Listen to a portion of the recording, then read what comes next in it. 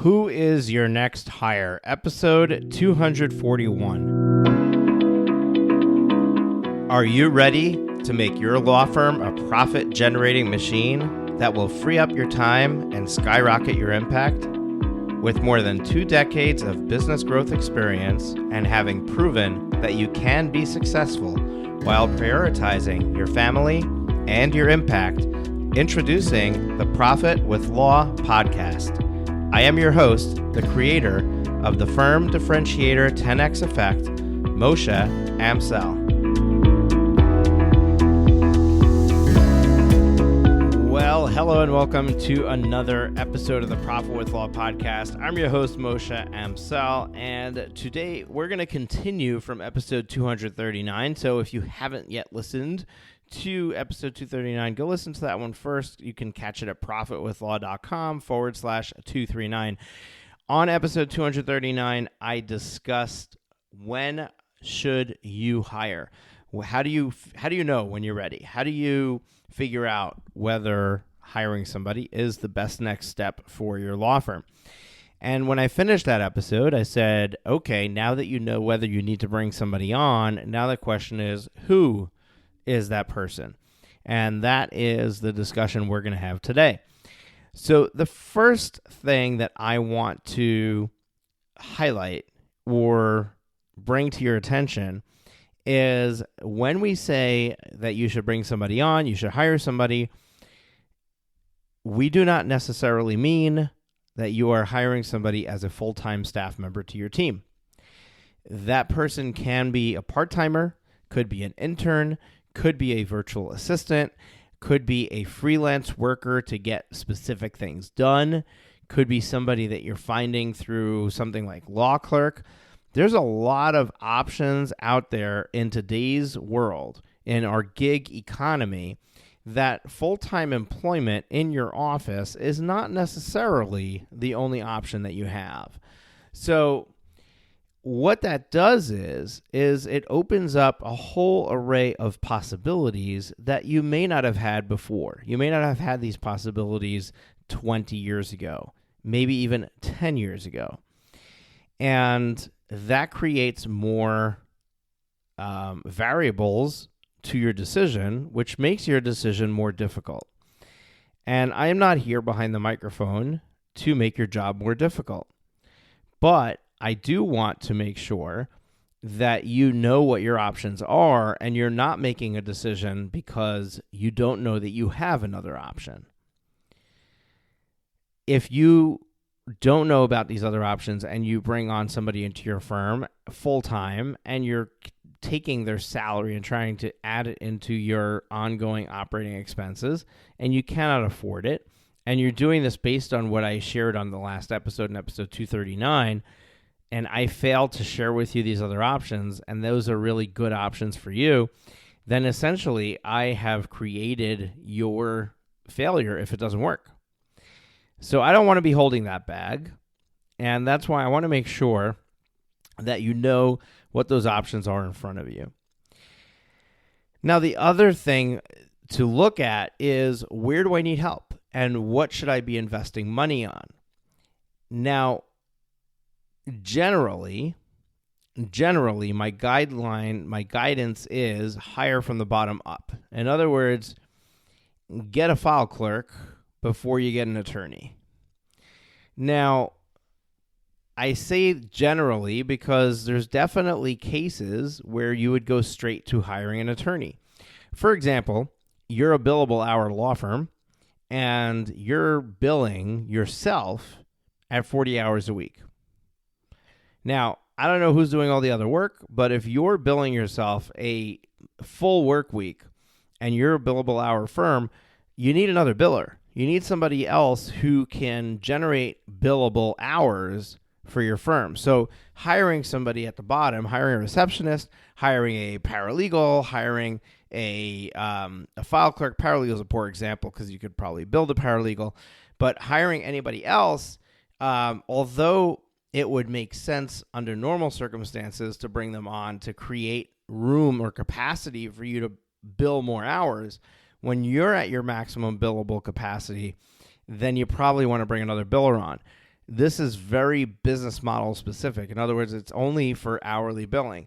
If you were, for example, a contingency-based firm, then I don't care how many hours, billable hours you're putting in, you have to be able to do all the legal work on the case. So if you're doing any work that's not legal, that's not specifically needing an attorney, I shouldn't say it's not legal, it's not specifically needing an attorney, then you shouldn't be doing it. Somebody else should be doing it. If you're a flat fee firm and you're doing any work that is not specifically the work that an attorney needs to do, you shouldn't be doing it. You should be handing that off, because the work that an attorney needs to do is the most expensive work in the firm. Behind that, the work a paralegal needs to do is the most expensive work in the firm after the attorney. So, no, you shouldn't be doing your own bookkeeping. No, you shouldn't be doing your own filing. You shouldn't be doing your own answering of the phones. So we need to identify what are all the tasks that you are doing. What is keeping your day busy? What is, and it might not just be you, right? If this is not your first hire, if you have a team and you're thinking about bringing on another person, you need to do this exercise across the board. And once you go past your first hire, you definitely need an org chart. You want to, and I actually have an episode we did on that org chart. I don't recall what the episode number was, so maybe we'll grab it for you, put it in the show notes. But definitely in the archives of this podcast, we have an episode specifically talking about the org chart. It's really, really important to have, and read the book Traction if you want to understand how it all fits in. But basically, that is going to highlight where your gaps are in expertise and capability of your team. But let's start with the simple example of you're doing everything, and then we can extrapolate from that you're just going to go through the same exercise with your team members. So essentially, what you want to do is you want to take a spreadsheet, an Excel spreadsheet, or a Google Sheets. You could do this on a piece of paper. I like a spreadsheet better because then we can use numerics to figure this all out. But basically what we want to do is we want to make a list of all the activities that you're doing. We then want to rate these activities based on two criteria. And we're going to add a third column as well, but the two criteria we want to rate, and I like to use a number system because numbers can be calculated and tabulated, and that allows us to really organize this list in a meaningful way. So I like a 1 to 5 scale, but you can choose any scale you want. As long as it makes sense to you, it doesn't really matter. What we're going to do is we're going to list every single task in column A. In column B, we're going to rate the task based on your ability to complete that task. 1 being, I don't know how to do it. 5 being, I'm an expert. And then there's the gray in between. So we basically want to know your, what is the word I'm looking for? I love when I do this behind the microphone, and I can't remember the word I want to use. Give me a second. Be right back. It came back to me. What is your proficiency in this particular thing, right? So, for example, if the item on there, and I like using bookkeeping because 95% of business owners are not proficient as bookkeepers. So, your proficiency level in bookkeeping might be a 1, a 2, maybe it's a 3, right? For some of you, it's going to be a 5 or a 4, but most of you, it's going to be a 1 or a 2, right? However, your proficiency in drafting documents might be a 5, or should be, hopefully, is a 5 if drafting is part of what you do. So you're going to list all the tasks, then you're going to rate them on your proficiency level. The next column is your desirability. You're now going to rate the tasks on your desirability. So desirability is basically, do I love it or do I hate it? In other words, what is my level of desire to do this work? I've met a lot of lawyers, law firm owners, who love messing around with technology.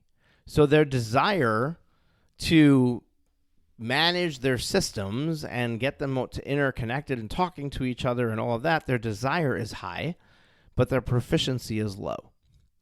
Whereas by bookkeeping, the desire is probably low and the proficiency is probably low. Whereas the legal work, the desire is probably high and the proficiency is probably high. So you can see how by rating these two things, we are creating this system where we can now identify what are the things that we suck at and we hate. What are the things that we're really good at but we hate? What are the things that we suck at but we love? And what are the things that we love and we're good at? And by identifying those four combinations, we basically now have created this ability for us to rate them and figure out what is the order of priority of getting things off my plate. The fourth column that I want you to put on this sheet is what is the amount of time that I am dedicating to this task on a weekly or a monthly basis. The reason the fourth column is important is because if something is, I hate it, I'm not good at it, I know I need to get this off my plate, and it's therefore at the top of the list, and we're going to get it off, but we only spend 20 minutes a month on it.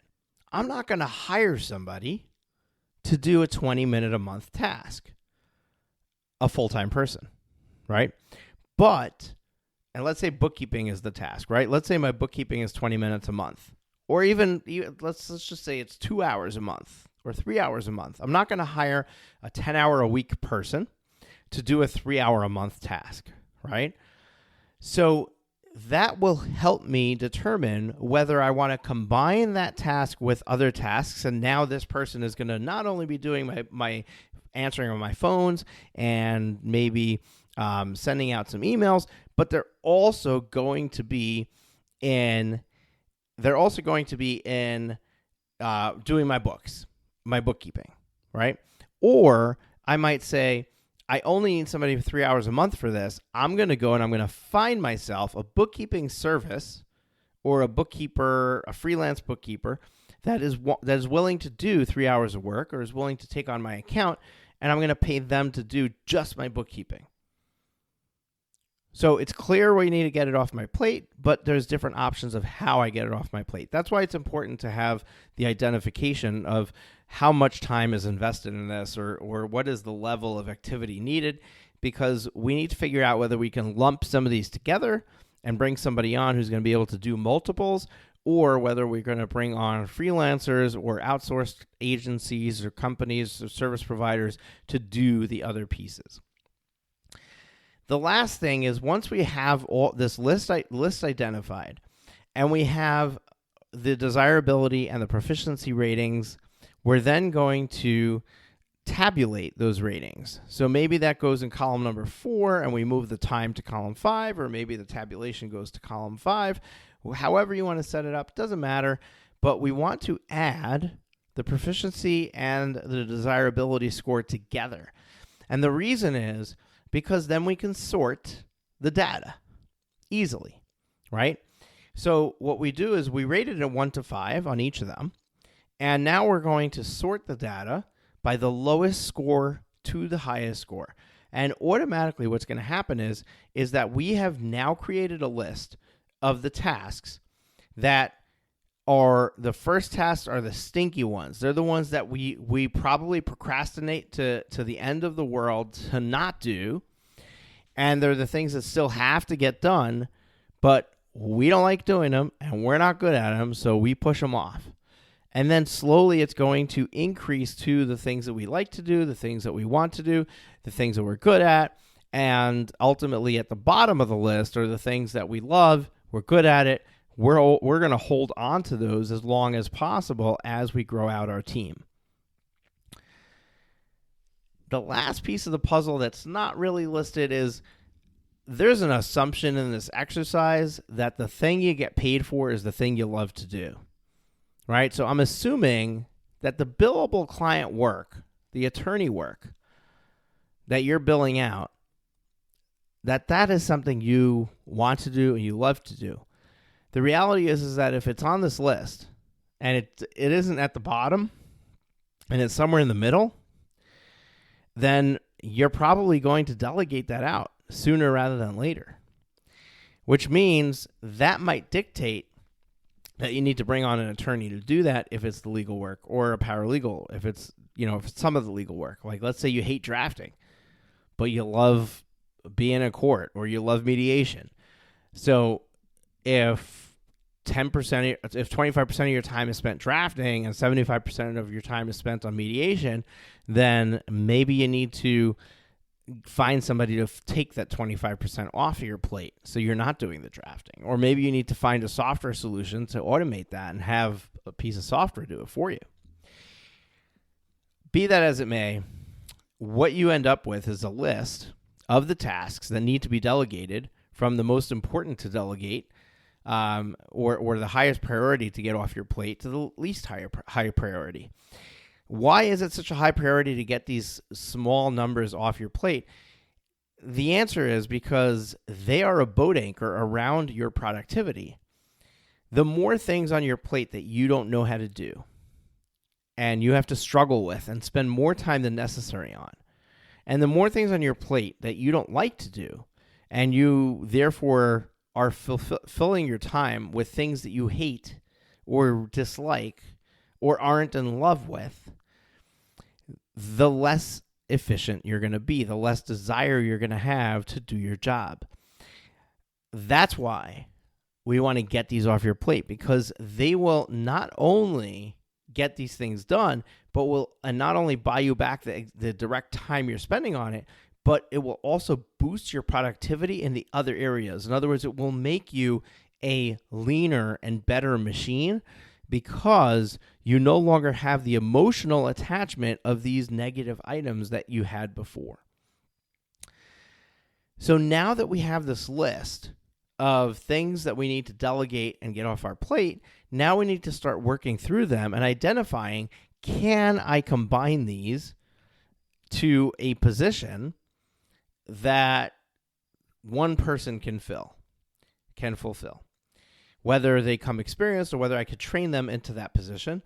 They don't have to be able to do all these things overnight, right? It's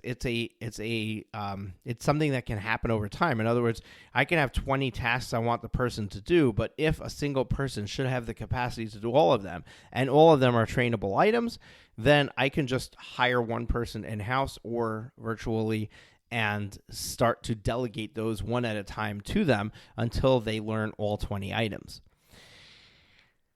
So we're looking at this from, can one person do it? Can they be trained into it? Is this, like, for example, bookkeeping, right? It might not make sense to train somebody on becoming a good bookkeeper just to handle your books when your books only take 3 hours a month. It might make a lot more sense to go and hire a bookkeeping service to do that for you, and then take the person you're hiring and assign them other tasks that anybody can do. So you have to do this. You have to kind of analyze this on a case-by-case basis, but we're not analyzing, am I keeping this on my plate or not? We're analyzing, who am I delegating this to? And those are two very different things, and I want to be really clear that this is all an exercise of who am I delegating this to, not am I keeping this on my plate. That decision was already made when you sorted the spreadsheet by the numbers lowest to highest, right? The top 20 items on that list should be delegated out. I mean, that's a start. Ultimately, the entire list should be delegated out, right? Ultimately, as a business owner, you want to grow to the point where you're not doing any of them, or you're choosing to do the ones that are most desirable for you. So after that, the rest is easy. I mean, it's not easy.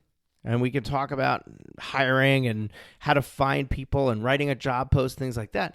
The rest is easy in that regard, in the regard of, I now know what I need to delegate, and I now know how to package it into something. So either I need some freelancers, I need some specific people to do specific tasks, like, for example, bookkeeper, accountant, I don't know what else, an answering service to answer my phones, things like that. Or I have also now identified a list of things that somebody in-house or virtually can be delegated to. And now I need to determine, am I going full-time? Am I going part-time? Am I going in-house? Am I going out-of-house? Am I looking for somebody with specific experience, or am I looking for somebody who just has a good work ethic and I like and, meshes with us, and then we can teach them the rest? And those are all questions that you kind of have to work through, right? You got to figure that out. Have I created systems around everything? Do I already have all these instructions clearly written so I could just bring somebody on? Is it important for me to have somebody in the office for various reasons, right?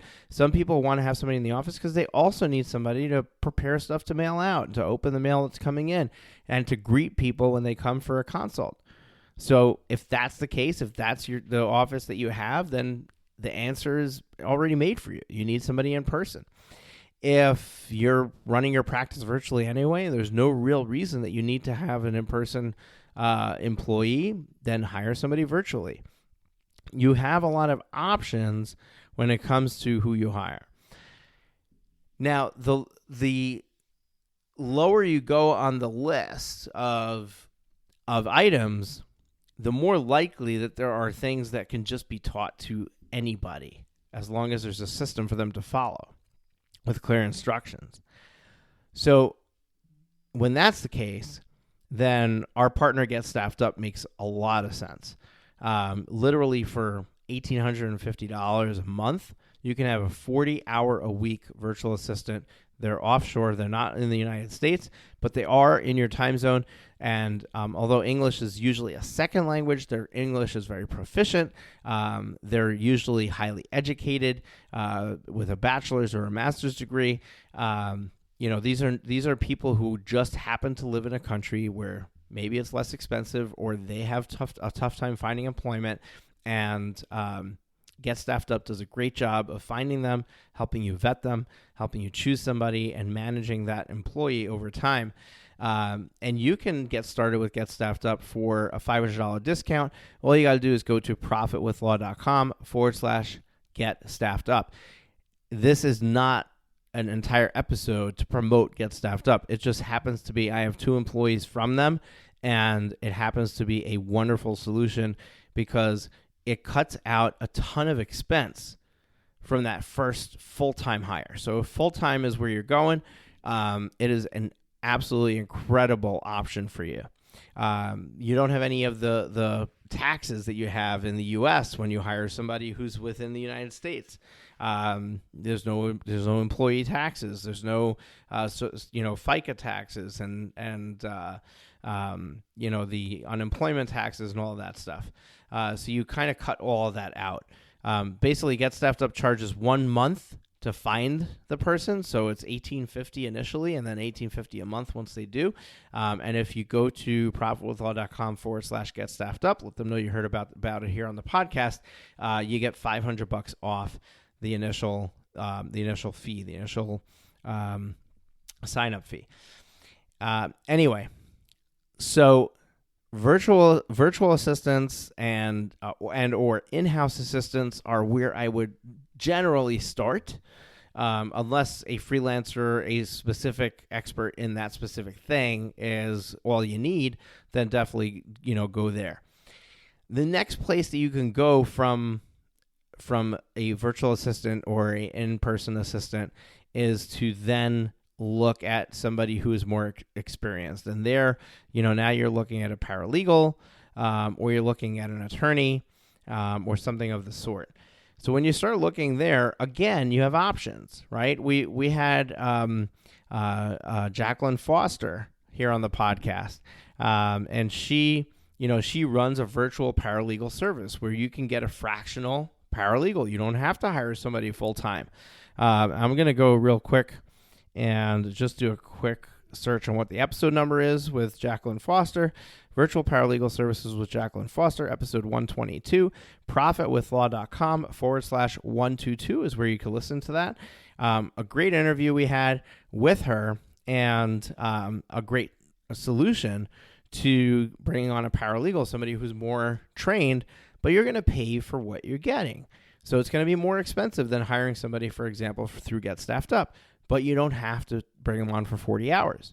You could bring them on for 10 hours a week to start. And then when their plate is full and their capacity is full and, you're getting all your use out of those 10 hours, you can increase it. So that's a great solution.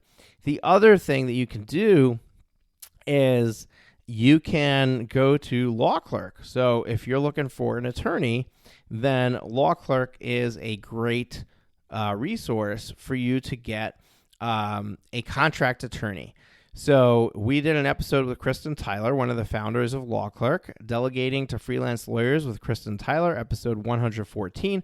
And you can find that at profitwithlaw.com/114. So Kristen Tyler and her company Law Clerk, they initially had like this ability for you. It's basically a marketplace for you to find an attorney that you can bring on as of counsel or hire as a contractor to specifically help you with something that you didn't have the expertise in. But now they even have a service where you can get have an attorney and then get a block of time for just general work and just hand them the overflow or the things that you don't want to do and have them do that. So that's another great resource for you to have when you're looking at who am I hiring. But ultimately, at the end of the day, once you're using somebody, half-time, more than half-time, you're probably going to be bringing on a full-time employee. You're probably going to be bringing on a full-time staff member. So these are great services when you don't need somebody specifically full-time, or you need people with different talents, right? So if you need attorneys, you could use a full-time attorney. The problem is that you need like 4 different areas of expertise, and you don't expect one person to be an expert in those 4 areas. Then it might make sense for you to find 4 separate attorneys to each contract to for each of those things.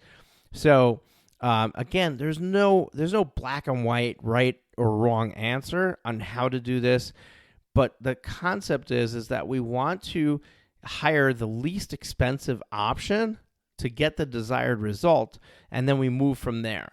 So we're not looking to take on a massive expense from day one. When you're making that next hire, you don't want to commit to a $150,000 a year expense when you could potentially bring on a $15,000 a year expense and get a whole bunch of small stuff off your plate so that you could do whatever you were going to delegate to the $150,000 employee, right?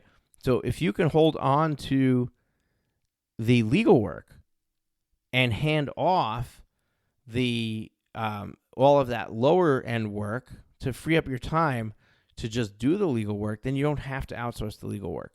So a lot of law firm owners make a mistake here. A lot of them go straight to, I need another associate. I need to bring on another attorney. And they fail to recognize that they're only doing 10, 15 hours a week of productive legal work. Bringing on another attorney means they can hand off those 10 or 15 hours to somebody else. But now they're going to be paying a full-time attorney who's bored for more than half the week. And they're going to be left holding the bag on all the lower cost items, the items that really don't require an attorney. And it's a real waste of resources and very inefficient, and likely is going to cost them their ability to be able to pay themselves. So you're listening here on this podcast, you're hearing it here. Don't make that mistake. Very rarely does it make sense for you to go straight to hiring another attorney. Almost always, you're spending time doing things that you can hand off first for a lot less cost than it costs to hand off the legal work to another attorney. All right, hope this all makes sense, and that's going to be all for this episode. Looking forward to an amazing guest interview coming up this Thursday. And if you enjoyed this show, you know the drill. Hit the subscribe button. Make sure that you get notified the next time we release a new episode. Share it with somebody you love who can benefit from it.